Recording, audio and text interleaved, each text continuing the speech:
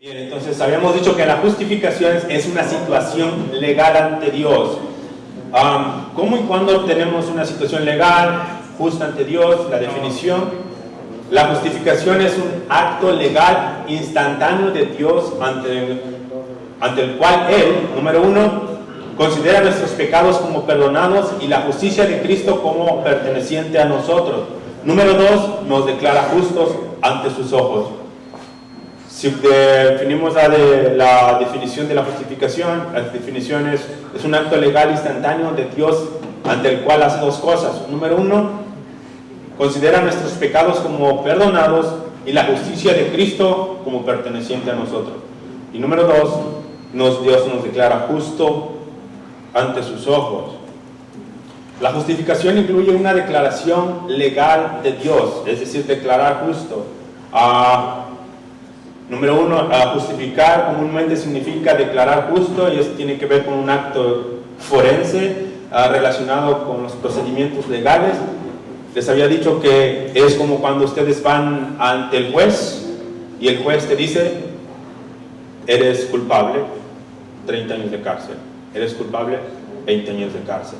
O eres justificado, entonces él te declara justo, él te dice: te hemos analizado, hemos mirado todos los cargos que tienes y hemos dicho que hemos creído que eres justo de todo lo que se te acusa. Entonces tú has sido justificado ante los ojos del juez, tú no eres culpable de todo lo que se te acusa. Y vemos aquí algunos, para repasar esto, ¿alguien tiene Romanos? ¿Puede buscar alguien Romanos capítulo 4, versículo 5? Solo es un repaso.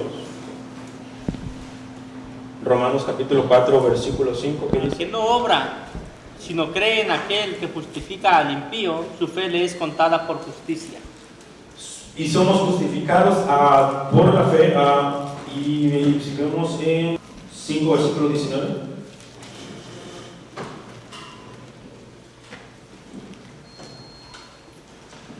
Porque así como por la desobediencia de un hombre muchos fueron constituidos pecadores, así también por la obediencia de uno los muchos serán constituidos. Por la obediencia de uno solo, muchos son constituidos, ¿qué? Justos. Por la obediencia de uno. ¿Quién es ese uno? Por la obediencia de uno, entonces ahora ustedes ya son constituidos como justos y Dios los mira justo ante sus ojos. Dios nos declara justos ante sus ojos, y esta era una de las cosas que me preguntaban, a parecer, levanté un poquito de dudas en esto. Dios declara que no tenemos ninguna penalidad que pagar por el pecado, según Romanos 8:1. Sin embargo, el perdón de pecados es solo una parte de la justificación. ¿Cómo nos justifica Dios? Número uno, perdonándonos. ¿Qué dice la Biblia en el Salmo 32:1?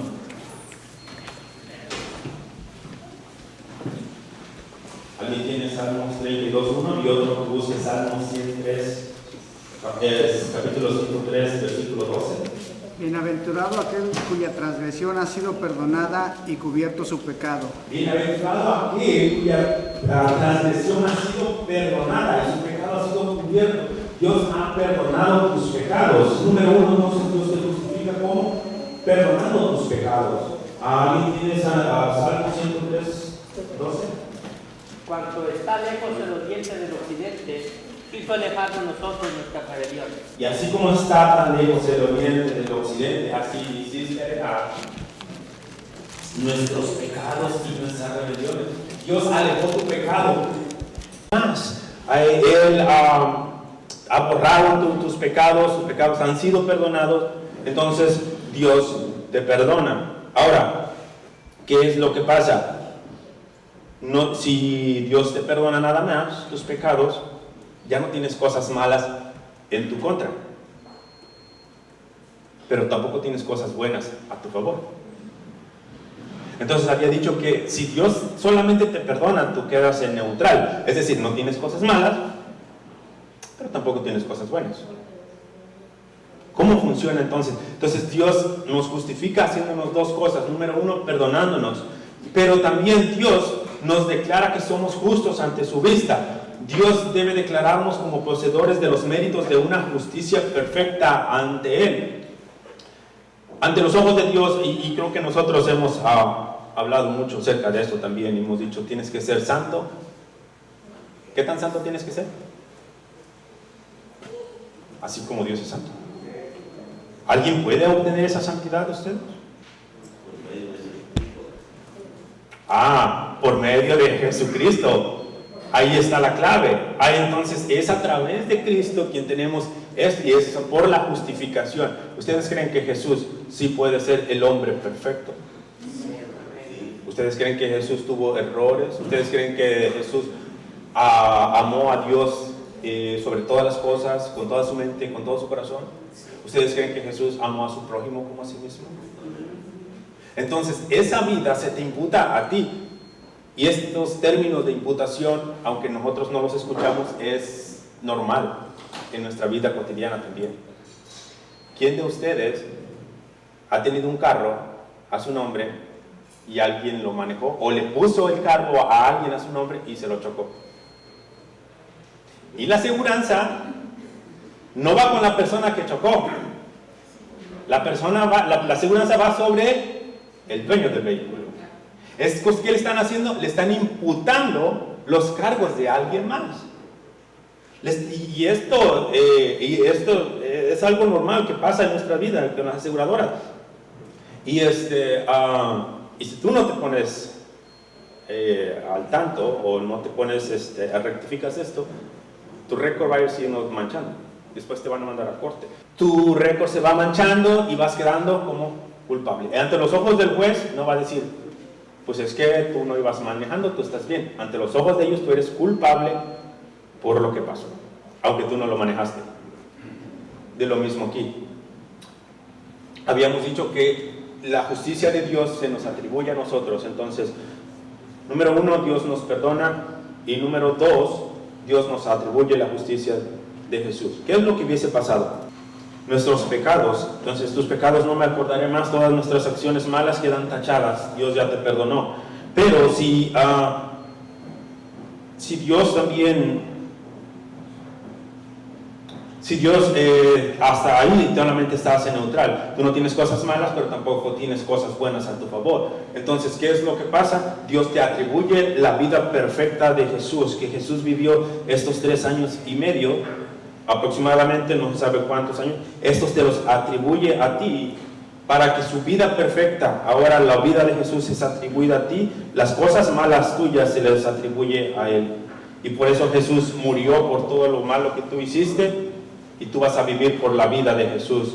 Esos 33 años que Jesús vivió, esa vida se te imputa a ti. Entonces Dios te mira, Dios perdona tus pecados, pero a la misma vez te imputa la justicia de Jesús. Entonces, no sé si hasta aquí puedo aclarar la pregunta que tenía. Si Dios solamente te perdona, entonces quedarías neutral. No tienes cosas malas, pero tampoco tienes cosas buenas a tu favor. Entonces, ¿qué es lo que Dios hace?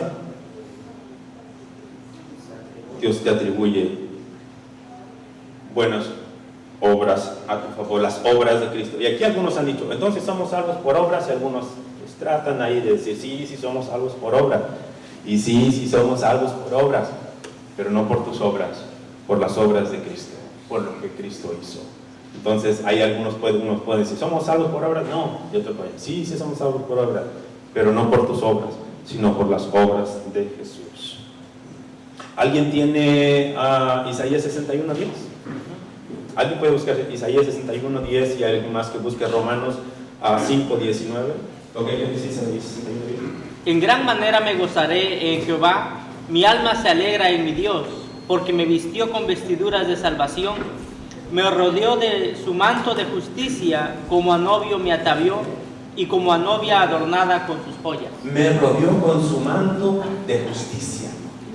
Me rodeó con el manto de justicia. ¿Cuál justicia? La justicia perfecta de Cristo.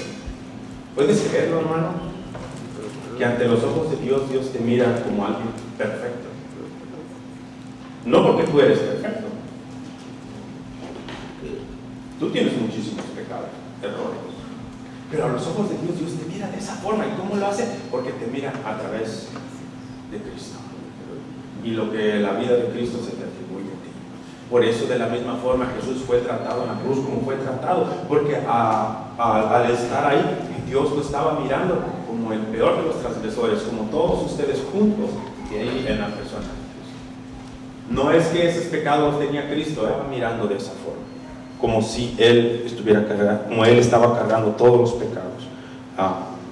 Entonces tenemos que, esa es la justificación como Dios nos hace. Dios nos perdona todos nuestros pecados, y de tus pecados no me acordaré más. Así como está tan lejos el occidente, así también Dios alejó nuestros pecados, y Dios nos atribuye la justicia, la vida de Cristo. Y les decía que si solamente era necesario que Jesús muriera, Jesús no tenía que haber vivido esos más de 30 años en esta tierra sufriendo.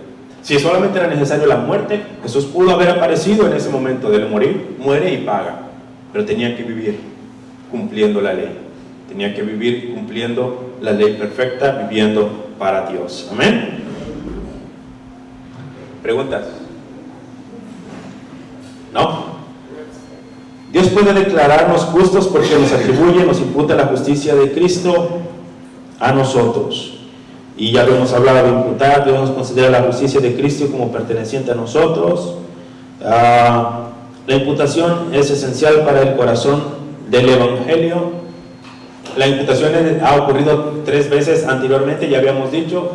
Número 1, cuando Adán pecó, su culpa nos fue imputada. Ya habíamos hablado del pecado original, que en Adán nosotros también somos culpables. Él nos representó a Adán. Adán fue nuestro representante, y como Él cayó, nosotros también, Él nos representó, entonces pecamos en Él, en Adán. Pero ¿qué es lo que pasa? Que cuando Cristo sufrió y murió por nuestros pecados, entonces nuestro pecado fue imputado a Cristo, y Dios nos atribuye la justicia, la vida perfecta de Cristo. Son las imputaciones que ha pasado. Si la justificación nos cambiara internamente y luego nos declarara justos basados en qué tan buenos éramos realmente, nunca podríamos ser declarados perfectamente justos en esta vida debido al pecado remanente. En la Iglesia Católica, cuando Dios te justifica, Dios pone algo dentro de ti. ¿Y qué es lo que hace? Eso tú tienes que trabajarlo y tienes que hacer crecerlo, tienes que crecer haciendo esas obras. La pregunta es, si estuviéramos en ese esquema, ¿cómo sé que ya hice las obras suficientes?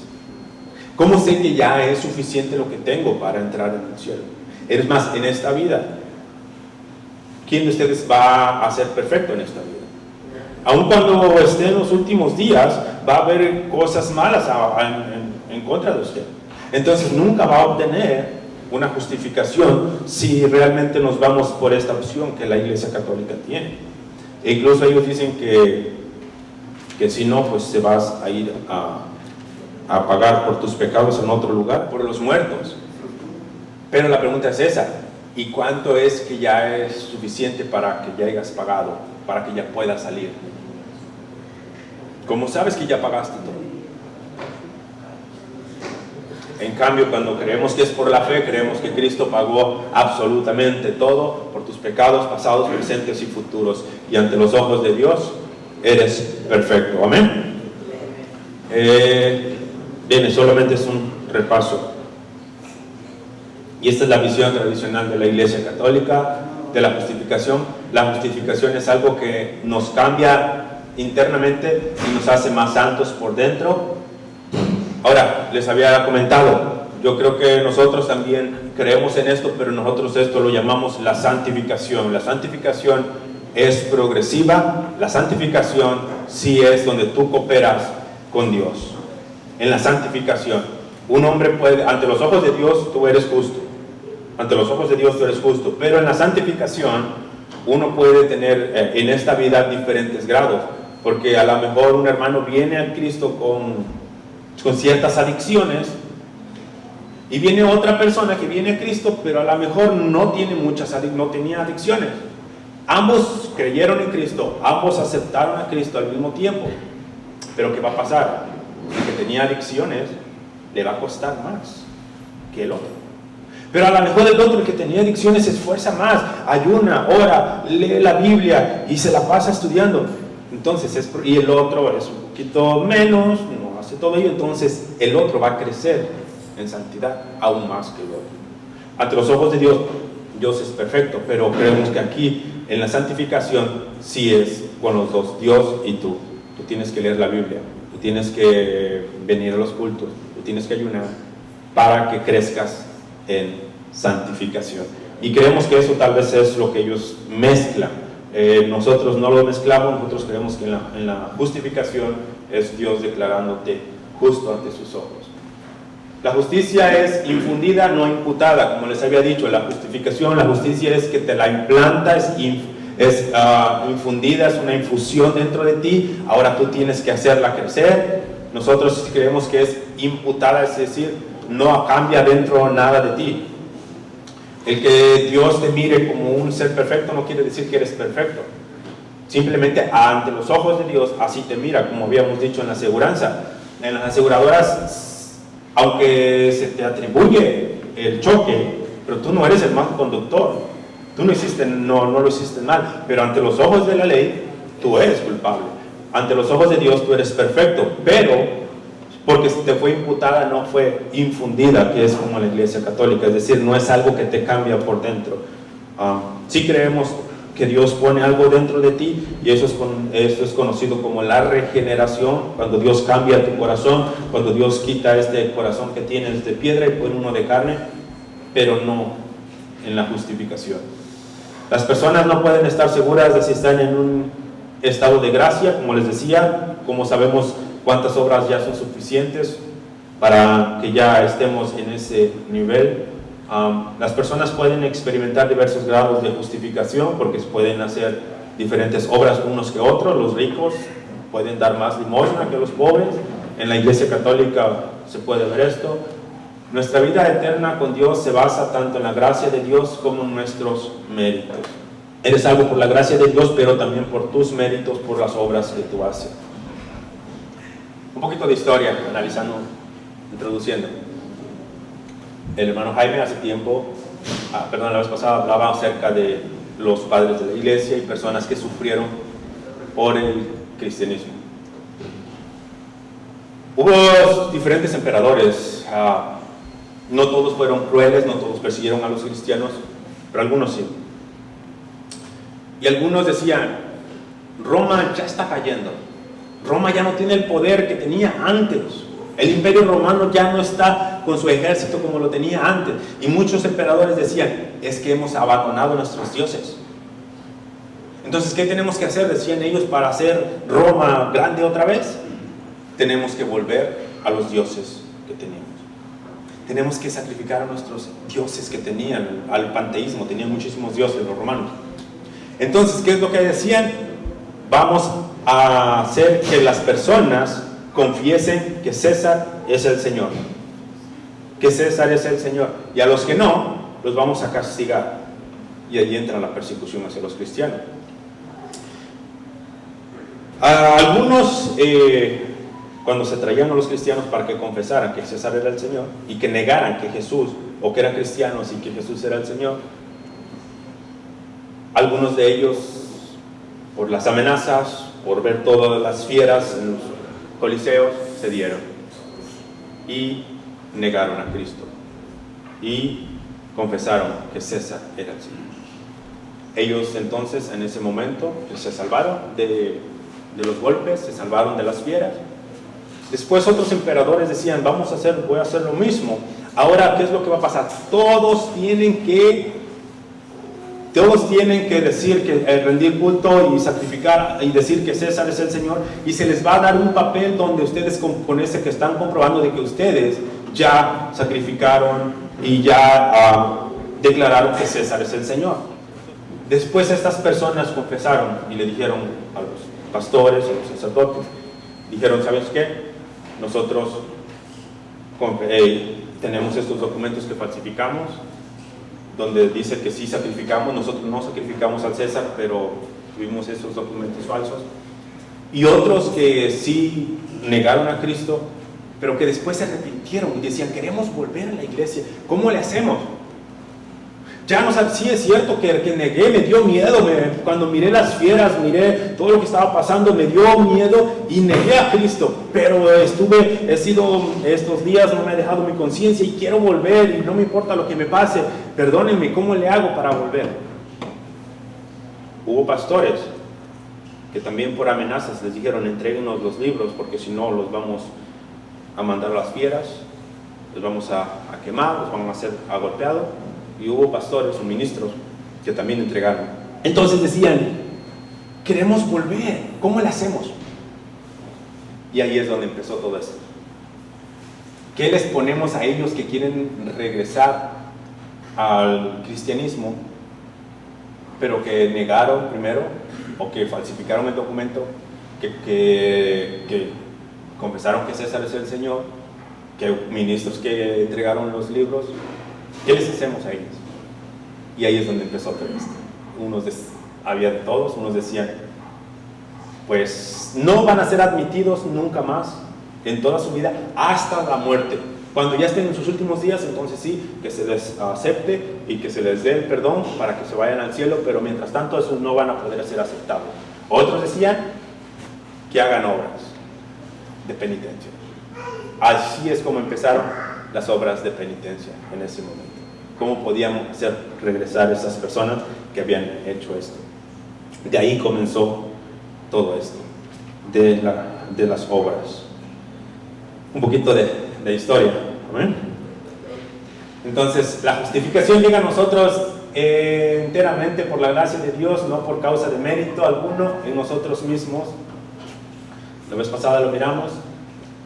Ok, la respuesta, la visión católica de la justificación. Esta clasificación no solo nubla el problema y en última instancia se convierte el perdón de los pecados y la situación legal justa ante Dios en una cuestión de nuestros propios méritos, no un regalo gratuito de Dios. Si nosotros aceptamos la justificación por la fe más obras como la Iglesia Católica, entonces ya somos salvos por nuestros méritos, por nuestros esfuerzos y no como un regalo gratuito de Dios. Ya no es porque por gracia sois salvos por medios de la fe, sino que ya eres salvos por gracia y por tus méritos, por lo que tú haces. Por lo tanto, esta confusión de distinciones destruye finalmente el corazón del Evangelio. Dios nos justifica a través de nuestra fe en Cristo, según Gálatas 2:16, Romanos 5:1. ¿Por qué Dios eligió la fe, hermanos? ¿Por qué somos justificados por la fe? ¿Por qué no somos justificados por el gozo? Si tienes gozo, entonces eres justificado ante los ojos de Dios. ¿Por qué no somos justificados por nuestro gozo? Nadie de aquí seríamos justificados ahorita. Los veo con unas caras largas. ¿Eh? El pastor dice, tú menos. Si hubiésemos sido... ¿Por qué escogió Dios la fe? ¿Por qué no el amor? ¿Por qué no escogió el amor para ser justificados? ¿Por qué fue la fe la que escogió? Si hubiese sido por el gozo, pues siempre anduviéramos sonriendo. Forzados, dice el pastor, pero estuviéramos siempre sonriendo. Si hubiese sido por el amor, estaríamos siempre haciendo obras de amor. Pero eso es esfuerzo. Siempre con gozo es algo que tú estás haciendo, es algún esfuerzo tuyo. Al parecer, la fe es el único medio en el que tú no puedes nada de tu esfuerzo. La fe es el único medio en el que tú simplemente te arrojas ante Cristo y dices, confío plenamente, sin que tú pongas algo de tu parte, sin que tú pongas un esfuerzo. Si fuera por gozo, por lo que sea, estás haciendo un esfuerzo. La fe es el único medio en el que tú no pones nada de esfuerzo.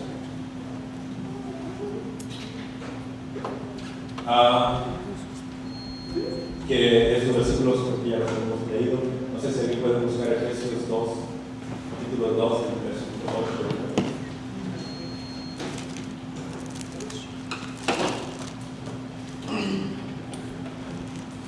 Efesios 2:8. Sí, por favor. Efesios 2:8 y 9. Amén. Así dice la bendita palabra de nuestro Señor Jesucristo. Porque por gracia sois salvos, por medio de la fe, y esto no es de vosotros, pues es don de Dios, no por obras para que nadie se gloríe. ¿Al 11? No, hasta ahí. No por obras para que nadie se gloríe. Es decir, tú no puedes llegar y decir, oh, yo estoy contento aquí porque yo soy salvo por todo lo que he hecho. No hay nada de orgullo. Solamente por la fe en Cristo Jesús, por lo que Él hizo. Pero habíamos dicho, bueno, ok, por las obras. Aparentemente, Santiago. El pastor dice aparentemente en Santiago. Y aquí es donde entran los hermanos católicos y dicen, ajá, a ver, contéstanos esto entonces. Tú dices que somos justificados por la sola fe, pero ¿qué pasa de las obras? Porque la Biblia menciona en Santiago, por favor, pastor, ¿me puede buscar Santiago capítulo 2? ¿Qué dice? Pero alguno dirá, tú tienes fe y yo tengo obras. Muéstrame tu fe sin tus obras y yo te mostraré mi fe por mis obras. Tú crees que Dios es uno y naces.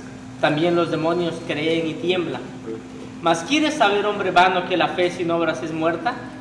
¿No fue justificado por las obras Abraham, nuestro padre, cuando ofreció a su hijo Isaac sobre el altar? A ver, ¿cómo fue justificado Abraham? ¿Qué dice?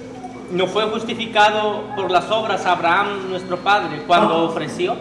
¿No fue justificado Abraham, nuestro padre, por las obras? A ver, entonces, ¿por la fe o por las obras? ¿Y qué creen? En el griego es la misma palabra que se utiliza. En el griego, la palabra que se utiliza, el verbo es dikaio, justificar, y esto es lo que significa: justificar, presentar, mostrar como justo, tratar como justo, declarar justo o absolver. Estas son unas de las de lo que significa la palabra dikaio. Y la misma palabra que usa Pablo en Romanos es la misma palabra que usa Santiago en su libro, dikaio. Que somos dikaio, que somos justificados por las obras. ¿Cómo está eso? Santiago usa la palabra justificado para justificar o para mostrar ser justo, no para declarar ser justo, sino para mostrar ser justo. ¿Cómo? Entonces, vamos a ver. ¿Alguien tiene, por favor, quién me puede buscar? Lucas, pastor, Lucas 16:15. Vosotros sois los que os justificáis a vosotros mismos delante de los hombres, mas Dios conoce vuestros corazones. Ok, Dios le está hablando a los fariseos y les dice, ¿cómo les dice? ¿Ustedes qué? Vosotros sois los que se justifican a vosotros mismos delante de los hombres. Ok, ustedes se justifican ante los hombres. ¿Cómo es entonces eso? Es la misma palabra. Jesús le está diciendo a los fariseos, ustedes se justifican ustedes mismos ante los hombres. Ustedes se declaran justos ante los hombres. Los fariseos van diciendo, somos justos, no somos culpables. Presentando o se están mostrando como justos. Los fariseos van y se están mostrando como justos ante los demás, pero Dios conoce quiénes son realmente por dentro. Entonces vemos que en Lucas, ¿cuál de estas palabras de justificación creen que concuerda más? De acuerdo al contexto. Si los fariseos dicen, Jesús le está diciendo a los fariseos, ustedes se justifican, la misma palabra, dikaio, ustedes se justifican ante los demás como justos, pero Dios conoce su corazón. Entonces, lo que Jesús le está diciendo, ustedes se absuelven de sus cargos, ustedes se declaran justos o ustedes se muestran justos, pero en realidad Dios conoce qué hay dentro de ustedes. Entonces vemos que en el contexto, al parecer, mostrar como justo es la que más encaja en ese contexto, no declarar justo. Ellos no van declarando ante todo, hey, somos justos, nosotros sí somos justos, no hemos hecho nada, no hemos cometido, somos justos. Creo que en el contexto está más como mostrar la apariencia, mostrar como ser justos. Jesús es experto de la ley en Mateo. Ahora, en el contexto de Santiago 2, 18 al 26, ¿de qué está hablando Santiago? Siga leyendo, pastor. ¿De dónde estaba? ¿Santiago? Sí, Santiago. ¿No fue justificado por las obras a Abraham, nuestro padre, cuando ofreció a su hijo Isaac sobre el altar? ¿No veis que la fe actuó juntamente con sus obras y que la fe se perfeccionó por las obras? Y se cumplió la escritura que dice: Abraham creyó a Dios y fue contado por justicia y fue llamado amigo de Dios. Vosotros veis pues que el hombre es justificado por las obras y no solamente por la fe. Asimismo también Rahab la ramera no fue justificada por las obras cuando recibió a los mensajeros y los envió por otro camino. Porque como el cuerpo sin espíritu está muerto, así también la fe sin obras está muerta. Génesis capítulo 15. 6. Y creyó a Jehová y le fue contado por justicia. Y le creyó Abraham a Jehová, le fue contado por justicia. ¿Cuándo le fue contado? Cuando creyó. Dios dio la noticia a Abraham de que iba a tener hijos. Todavía no tenía hijos. Se le apareció Dios y le dijo a Abraham, le dijo: ¿y cómo sé que no me tenía? A mí no tengo descendientes, a mí no tengo solamente mi siervo, que es el único que me va a heredar, Eliezer. Y Dios dice: no va a ser Eliezer, va a ser un hijo tuyo. Y le creyó Abraham a Jehová y le fue contado por justicia.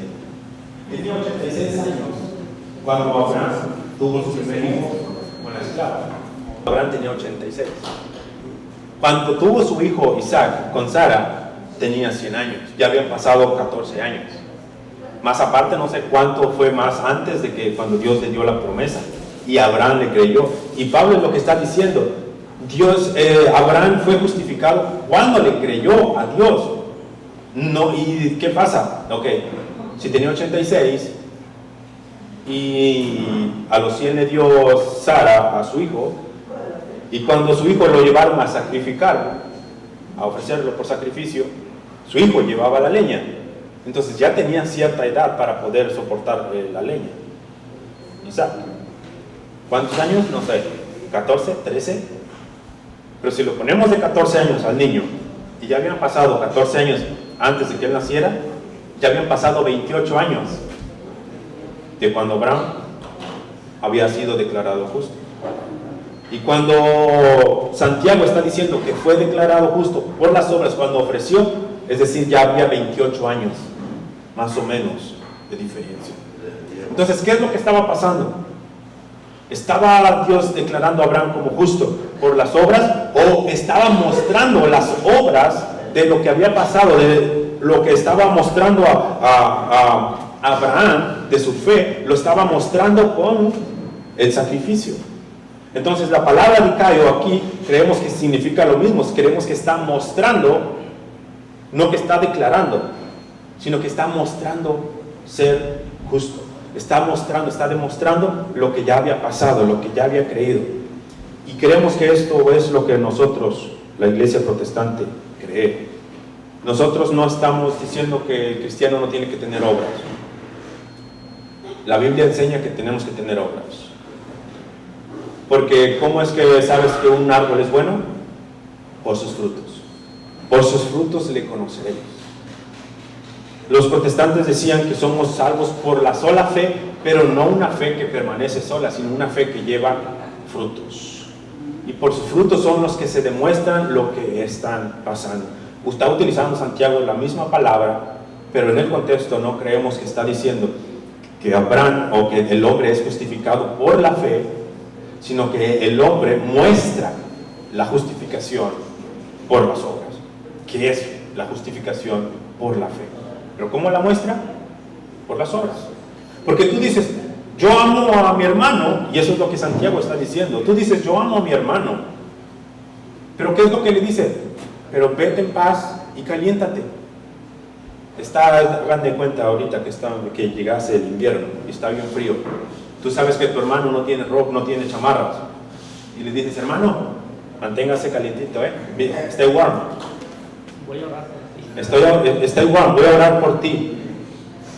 Eso es amor a tu prójimo, sabiendo que él no tiene, y aún es hasta grosero, ¿no? Tal vez hasta decir, si yo sé que el hermano no tiene comida, yo le voy a decir, hermano, pues aliméntese bien, yo ya voy a comer.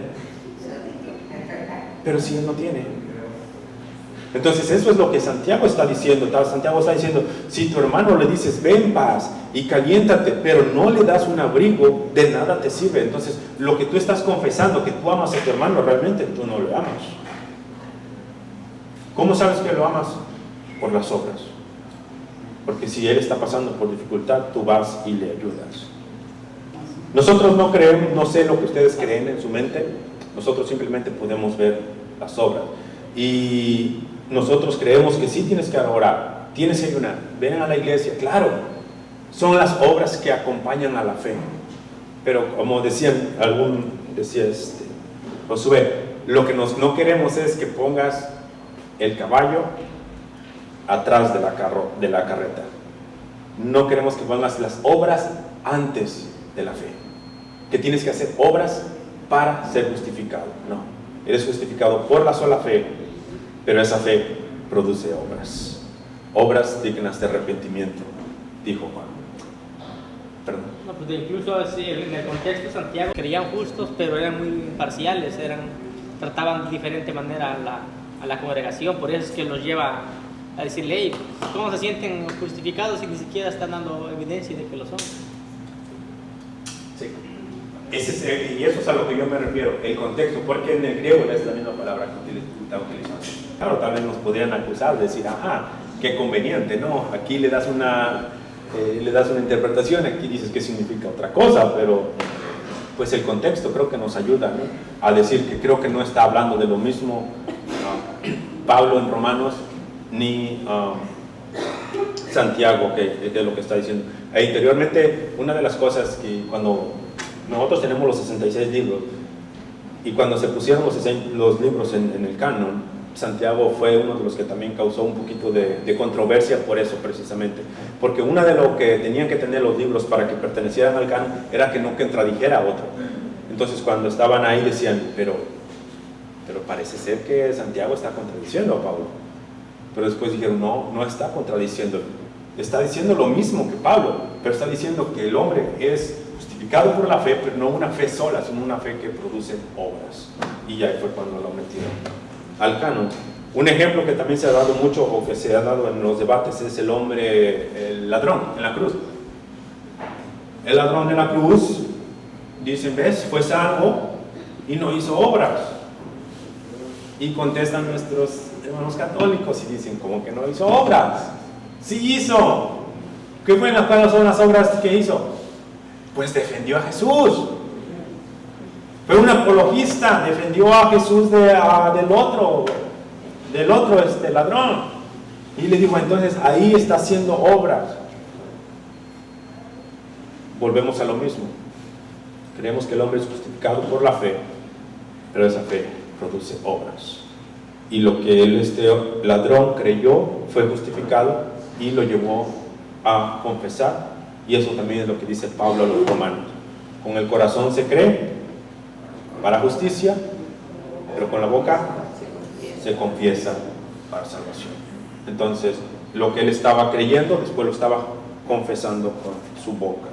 Entonces, nosotros estamos de acuerdo que el hombre tiene que hacer obras, pero no para hacer algo, sino como respuesta a la fe que usted tiene. Entonces, somos salvos por la fe, por la sola fe, pero no una fe que se mantiene sola. ¿Hay algunas preguntas aquí que quieran? ¿Alguien quiere? La misma palabra, pero en el contexto la está usando de una manera diferente. Implicaciones prácticas de la justificación solo por la fe. Esa doctrina nos permite ofrecer esperanza genuina a los incrédulos que saben que nunca podrían hacerse justos ante Dios por sí mismos. Esa doctrina nos da la confianza de que Dios nunca nos hará pagar la penalidad por los pecados que han sido perdonados por los méritos de Cristo. Es decir, nosotros creo que nos podemos acercar al trono de la gracia de Dios con ¿Vas a hacer la foto? Ahora, porque decía, ok, tengo que confesar mis pecados. Pero ¿qué pasa si se me ha olvidado alguno? Y me muero. Y me presento ante Dios. Y yo le digo, Señor, pues confesé mis pecados, pero se me olvidaron confesarme esto. Decía, perdóname de los que me son ocultos. Entonces eso era lo que a él, incluso una vez fue a confesarse, y ya que se iba y se regresa y se me olvidaba este otro pecado, y no lo dejaba a él estar tranquilo esto, hasta que entendió que el hombre es justificado pues por la fe. Tenemos paz para con Dios, y cuando Dios te justifica ante los ojos de Dios, tú eres la justicia de Cristo, su vida de Cristo te es imputada a ti, y tus pecados han sido perdonados, pasados, presentes y futuros. Amén. Preguntas para aplicación personal. ¿Estás seguro de que Dios te ha declarado no culpable para siempre ante sus ojos? ¿Hiciste algo para merecer la justificación que hiciste para que fuese sido justificado? Creer en Jesús. Entonces, habíamos dicho que somos salvos por la vida de Cristo y por la muerte y por la resurrección de Cristo. Si piensas en ti mismo, que estando ante Dios en el día del juicio, creerías que es suficiente simplemente tener todos tus pecados perdonados, o sentirías también la necesidad de tener la justicia de Cristo acreditada a tu cuenta. Es decir, si tú te presentas ante Dios, ¿tú crees que simplemente con que Dios ya te perdonó todo ya es suficiente, o crees que se te tenía que imputar la justicia de Cristo, la vida perfecta de Cristo tendría que imputarse a tu cuenta? Describe cómo te sentirías respecto a tu relación con Dios si sostuvieras la visión católica romana ante la justificación.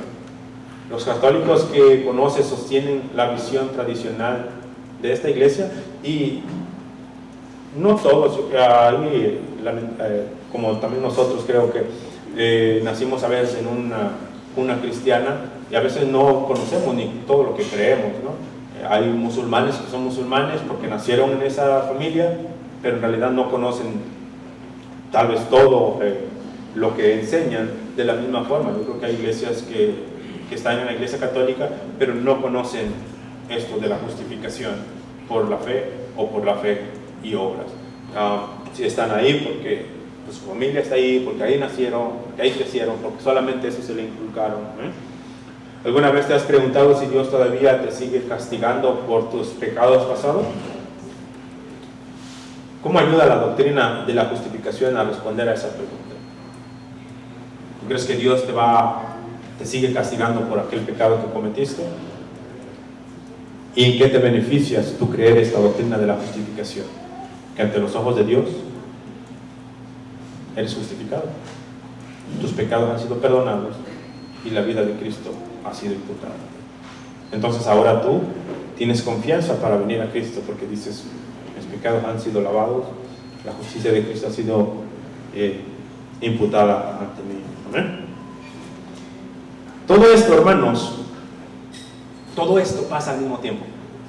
Cuando tú miras a una persona que está pasando a aceptar a Cristo y lo miras ahí derramando, ¿qué es lo que está pasando? En ese momento esa persona está siendo justificada. En ese momento esa persona está naciendo de nuevo, está en un nuevo nacimiento, la regeneración. En ese momento la persona está siendo llamada, hay un llamado que se le está haciendo a esa persona. En ese momento la persona está arrepintiéndose de sus pecados. En ese momento está pasando todo eso. Todas estas enseñanzas que hemos estado dando están pasando en ese mismo rato que usted está mirando a una persona. Dios lo está justificando. La persona se está arrepintiendo de sus pecados. Dios lo está llamando. Dios lo está regenerando. Dios lo está justificando. En ese momento está pasando todo esto. Y no solamente eso. Dios lo está haciendo miembro de su familia. Y lo está adoptando como hijo. Al mismo tiempo todo eso. Alguien ha dicho que esta doctrina de la adopción es una doctrina maravillosa, es la más maravillosa. Porque una cosa es que, por ejemplo, el pastor Francisco te diga, ¿sabes qué, hermano? El pastor ahí, hiciste todo esto, está bien, te perdono, no hay ningún problema entre nosotros, puedes venir a mi casa, somos amigos, Pero otra cosa que te diga, te perdono, y ahora te hago de mi familia, como mi hijo. Esta es alguna de las enseñanzas, la doctrina que algunos le han llamado la más maravillosa. Porque Dios pudo haberte perdonado, Dios pudo haberte justificado y pudo haberte declarado justo ante sus ojos. Dios pudo hacerte, ¿sabes qué? Vente al cielo y, ok, te vas al cielo, pero no pertenecer a su familia. Al parecer eso pasa con los ángeles. Los ángeles disfrutan de la presencia de Dios, están con Dios, pero no son sus hijos. Y si no son sus hijos, no son herederos. Y tú, si fuiste llamado a ser hijo de Dios, ahora eres heredero. Heredero de Dios y coheredero de Cristo. Entonces, por eso es que muchos a esta enseñanza de la adopción dicen es una doctrina realmente maravillosa. Y esa es la que vamos a ver un poquito acerca del día de hoy. La adopción. Membresía en la familia de Dios. La definición. La adopción es un acto de Dios mediante el cual Él nos hace miembros de su familia. Repito la definición. La adopción es un acto de Dios mediante el cual Él nos hace miembros de su familia. Evidencias en las Escrituras de la adopción. Hay varios pasajes en el Nuevo Testamento que hablan sobre nuestra adopción como hijos de Dios. Alguien puede buscar San Juan capítulo 1 versículo 12. ¿Sí lo tiene? Sí, así dice la palabra de nuestro Señor Jesucristo. Mas a todos los que le recibieron, a los que creen en su nombre, les dio potestad de ser hechos hijos de Dios. A todos los que le recibieron les dio potestad, el derecho de ser hijos de Dios. Por ende, hay otro. A los que no le recibieron y no son hijos de Dios, se les llama de otra forma. Pastor, ¿ahí puede buscarme Efesios 2? Y Él os dio vida a vosotros cuando estabais muertos en vuestros delitos y pecados, en los cuales anduviste en otro tiempo siguiendo la corriente de este mundo, conforme al príncipe de la potestad del aire, el espíritu que ahora opera en los hijos de desobediencia, entre los cuales también todos nosotros estuvimos en otro tiempo en los deseos de vuestra carne, haciendo la voluntad de la carne y de los pensamientos, y éramos por naturaleza hijos de ira, lo mismo que los demás. A los que creyeron dice que los fueron constituidos hijos de Dios, pero los que no creyeron son hijos de ira, son hijos de desobediencia. Entonces, por lo contrario, a los que creen, Dios los constituye hijos de Dios. Efesios también hay en capítulo 5, versículo 6. Nadie os engañe con palabras vanas, porque por estas cosas viene la ira de Dios sobre los hijos de desobediencia. Ahí ya habla de otros hijos.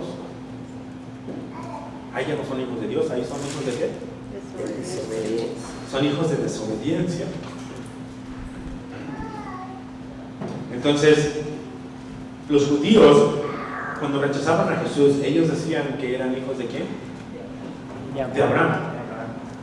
Pero que dice, ellos creían ser hijos de Dios. ¿Y qué fue lo que Jesús les dijo?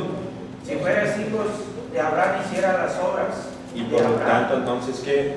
Pero ¿vuestro padre es quién? el diablo, porque haces las obras.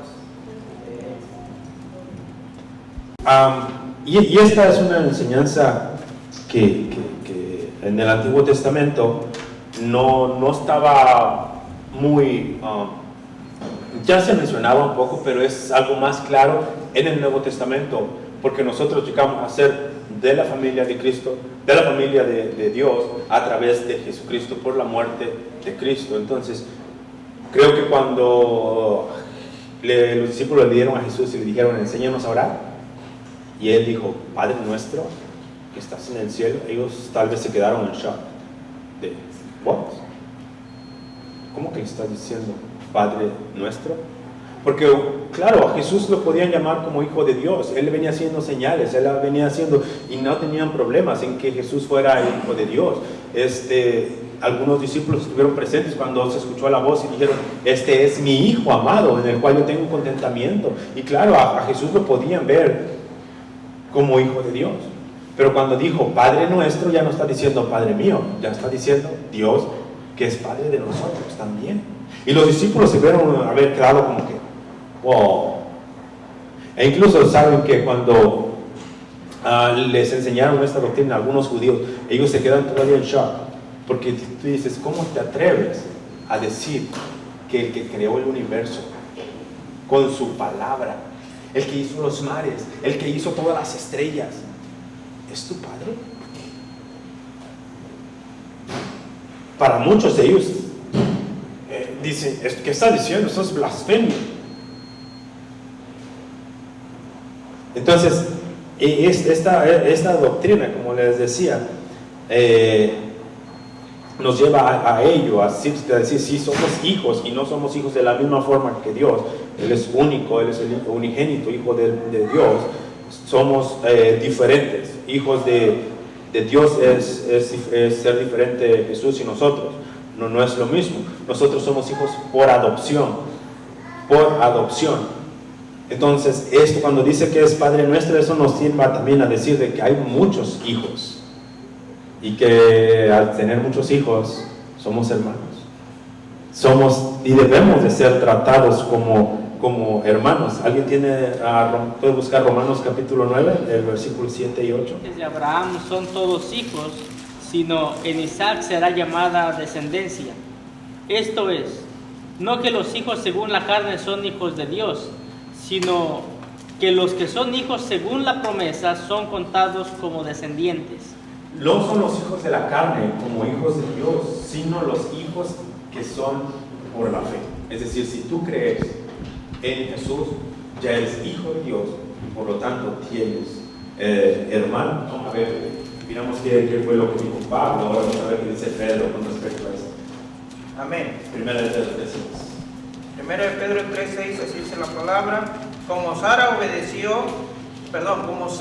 obedecía a Abraham, llamándole Señor, de la cual vosotros habéis venido a ser hijas, si hacéis el bien, sin temer ninguna amenaza. A las mujeres les llaman hijas. Tenemos hermanos y hermanas, y eso es lo que también nos enseña la Biblia, ¿no? Que nos miremos de esa forma, de una forma como hermanos.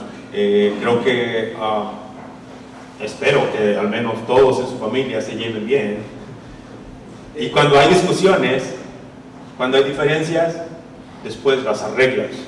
Y claro que hay diferencias, pero después ese amor de hermano, de hermandad, te lleva a arreglar esos problemas. Y eso creo que también debería de haber en la familia de Cristo, en nosotros, de esa hermandad. Y aunque tal vez haya diferencias, tenemos el mismo Padre. Amén. ¿Qué me iba a decir, hermano? Sí, ayer nos predicaba de Saraí,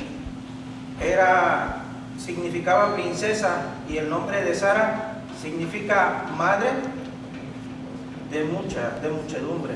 Entonces, viendo este pasaje, comparándolo con su nombre, pues viene siendo Sara, madre de muchedumbre. Amén. Amén. Sara, madre de muchedumbre. Entonces, veamos algunos pasajes que hablan de la adopción. La condición de adopción como hijos de Dios no se realizó plenamente en el Antiguo Testamento, como les decía, aunque ya había indicios. Por ejemplo, Isaías, ¿alguien tiene Isaías 43, versículos 6 y 7? Acá y al sur, no detengas, trae de lejos mis hijos y mis hijas de los continentes de la tierra, de los confines. Trae acá a mis hijos y a mis hijas de los confines de la tierra. En el Antiguo Testamento ya vemos que Dios está hablando del pueblo de Israel y le está hablando como hijos. Traigan aquí a mis hijos. Entonces sí, ya, y esto, hermano, de la adopción y del hijo está bien profundo, es un tema muy amplio. Yo solo voy a dar una introducción. Hay muchísimo que aprender de eso. Pero ya vemos que en el Antiguo Testamento también hablaba Dios de eso, traer a mis hijos y a mis hijas. Malaquías capítulo 1, versículo 6 también habla acerca de ello. ¿Alguien puede tener? Malaquías capítulo 1, versículo 6. El hijo honra al padre y el siervo a su señor. Sí, pues yo soy yo padre, ¿dónde está mi honra? Y si soy señor, ¿dónde está mi temor? Si yo soy padre, ¿dónde está mi honra? Dios está hablando en el Antiguo Testamento al pueblo de Israel, al pueblo. Y si yo soy su padre, ¿dónde está mi honra? Ya está hablando entonces en el Antiguo Testamento de que había indicios de ello. Pero esto no se ve ya bien reflejado hasta en el Nuevo Testamento con la llegada de Jesús. Cuando Jesús murió, entonces ahora sí es como el Espíritu Santo se derrama en las personas y ese Espíritu es el que te lleva a clamar a Pero cuando vino el cumplimiento del tiempo, Dios envió a su Hijo, nacido de mujer y nacido bajo la ley, para que redimiese a los que estaban bajo la ley, a fin de que recibiésemos la adopción de hijos. Y por cuanto sois hijos, Dios envió vuestros corazones el Espíritu de su Hijo, el cual clama, Abba Padre. Si podemos ver eso, cuando Dios envió a su Hijo, ¿y qué es lo que pasa? Nos adopta en su familia, y cuando nos adopta nos da de su Espíritu, y su Espíritu es el que te lleva a tener una relación con Dios, clamando Abba Padre. Eso es algo que no estaba en el Antiguo Testamento. Eso es algo que se ve claramente a la luz del Nuevo Testamento con la llegada de Jesús.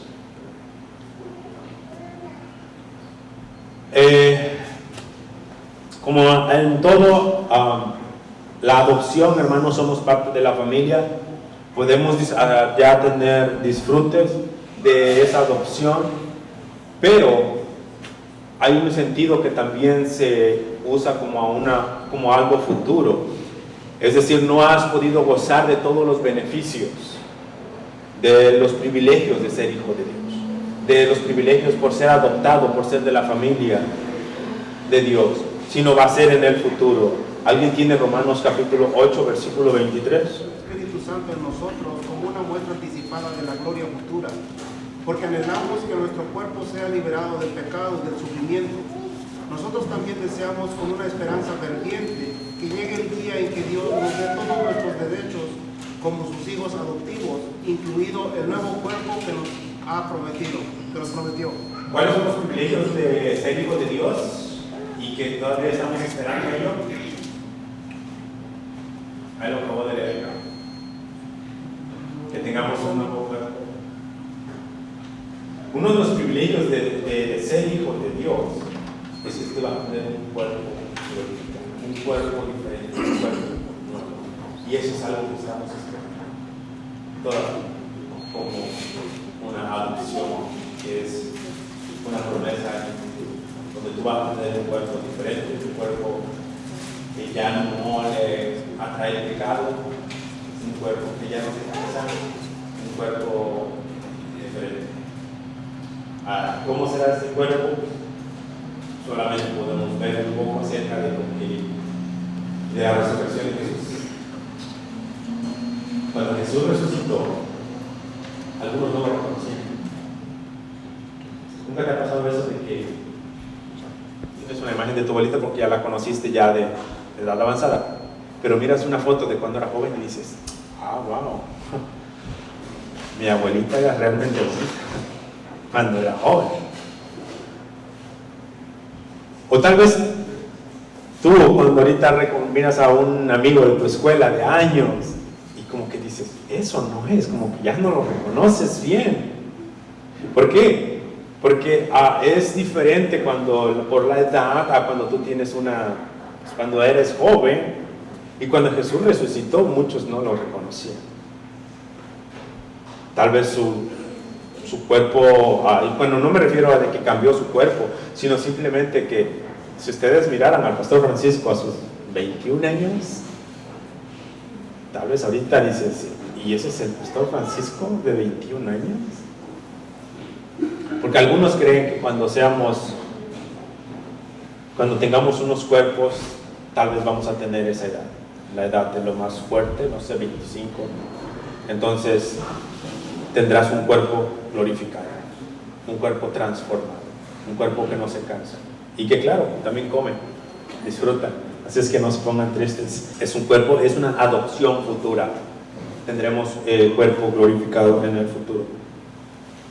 La adopción sigue a la conversión y es un resultado de la fe salvadora.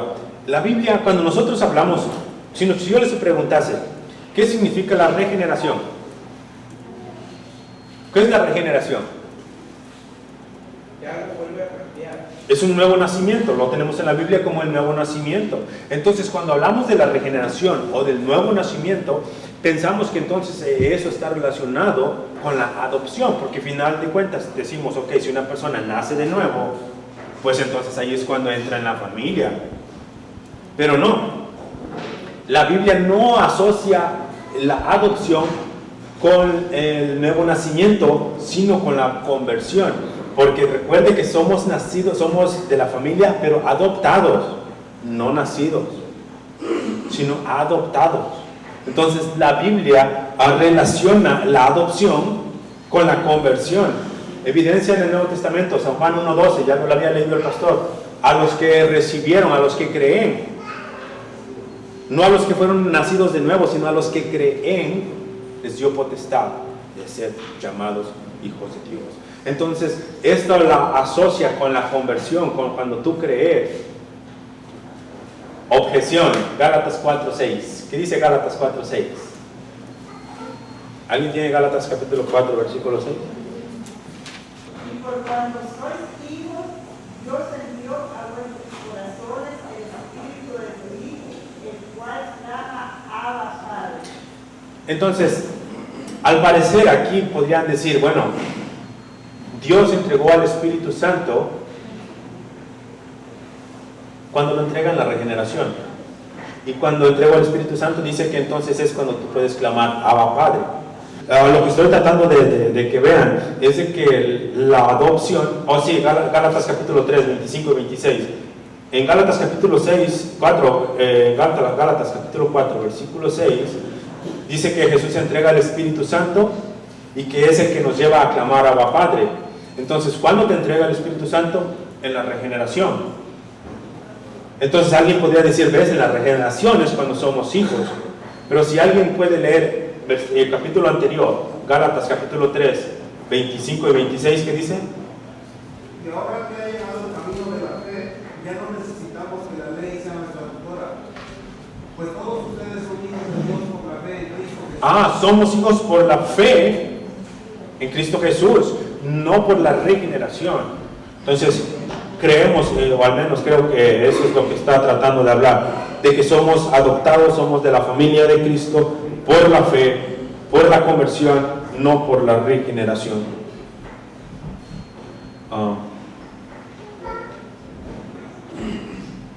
El Espíritu Santo comienza a dar testimonio y a asegurarnos que somos miembros de la familia de Dios. La adopción es distinta a la regeneración y a la justificación. La adopción es distinta a la regeneración. La regeneración es ser vivificados espiritualmente con Dios. Dios te da vida, es en la regeneración. Los ángeles están espiritualmente vivos para Dios sin tener la condición de ser hijos de Dios. Es lo que les había dicho anteriormente. Los ángeles están con Dios, en la presencia de Dios, pero no tienen esta relación con Dios como tú y él. Los ángeles no le pueden decir que es su padre y no buscan una herencia y no van a tener un cuerpo glorificado. Los ángeles están como servidores de nosotros. Los ángeles están sirviendo. Ellos son servidores. Tú vas a ser hijo.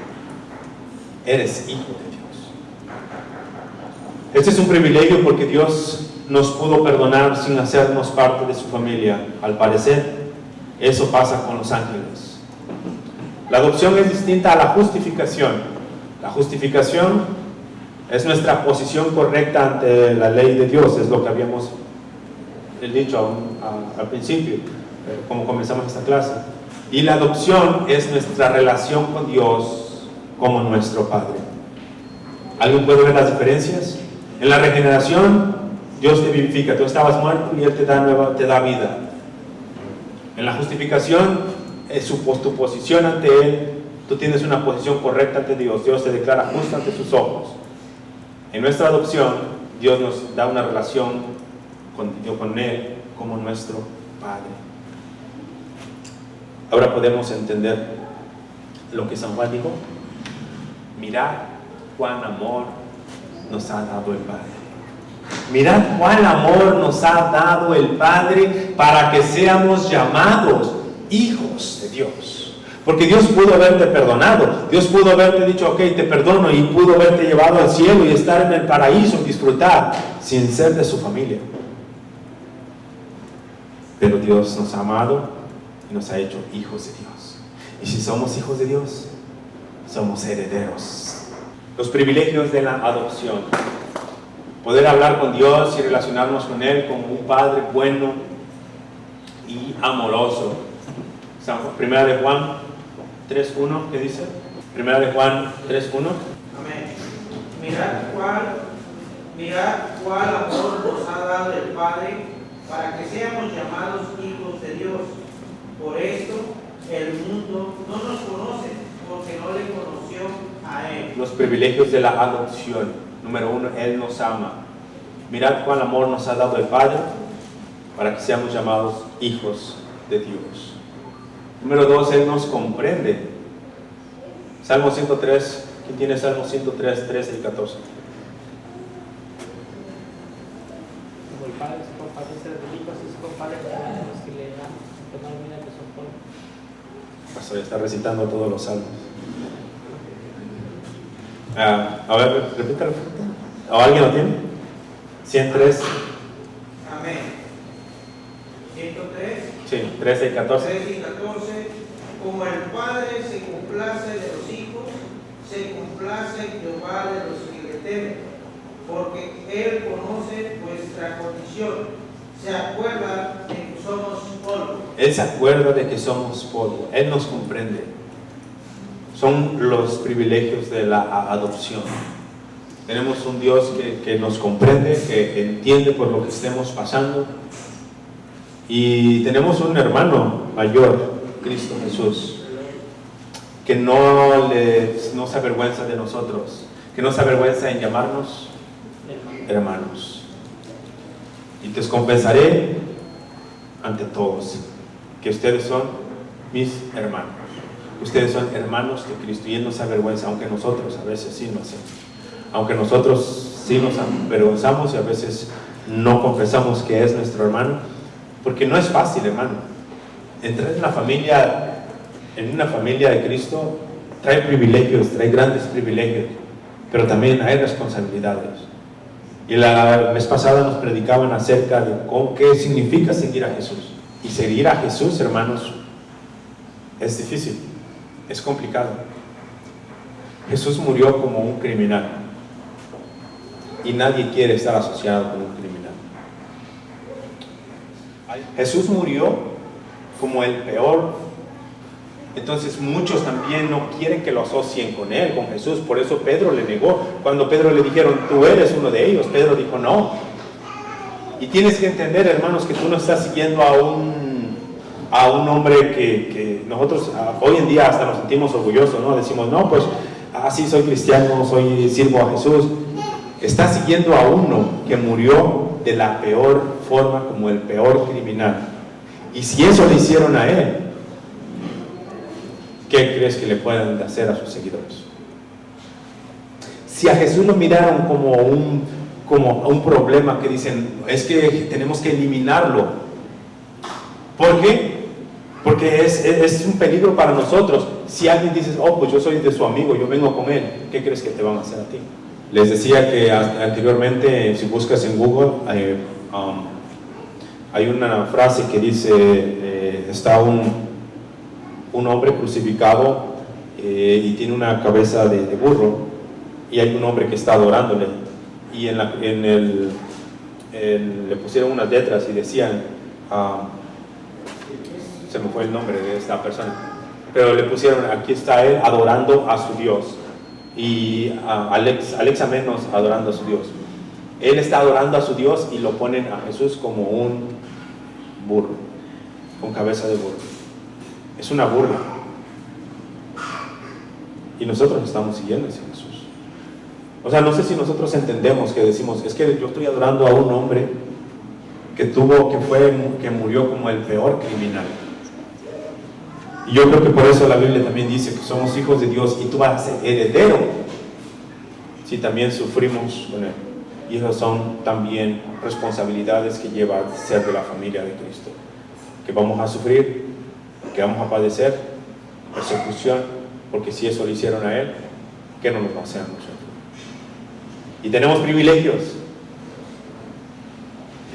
Que si un día si estamos en él, un día reinaremos con él.